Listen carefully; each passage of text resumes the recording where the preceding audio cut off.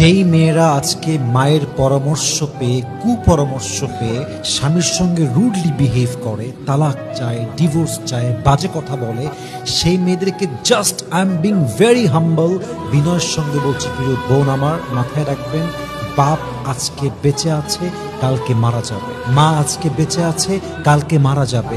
আপনি একজন নারী হিসেবে আপনার আসল বাড়ি বাপের বাড়ি নয়, আপনার আসল বাড়ি মায়ের বাড়ি নয়, আপনার আসল বাড়ি ভাইয়ের বাড়ি নয়।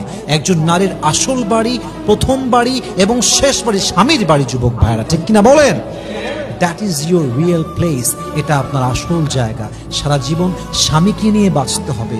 আমি মনে করি সেই মেয়ে সবচেয়ে চালাক, যেই মেয়ে মায়ের থেকে কুপরামর্শ পায় বাট ওটাকে চোখের আন্দাজ করে, নজর আন্দাজ করে স্বামীর সঙ্গে ভালো ব্যবহার করে, সেই মেয়ে আসল চালাক। আর সেই মেয়ে বড্ড বোকা, যেই মেয়ে মায়ের কুপরামর্শ পেয়ে স্বামীর থেকে তালাক চায়। এবং এই মেয়েগুলো মাথায় রাখেন, লিখে রাখেন, তালাক তো হবেই, নেক্সট যে সংসার করবে সেখানেও সে সুখী হতে পারবে না। ঠিক কিনা বলেন?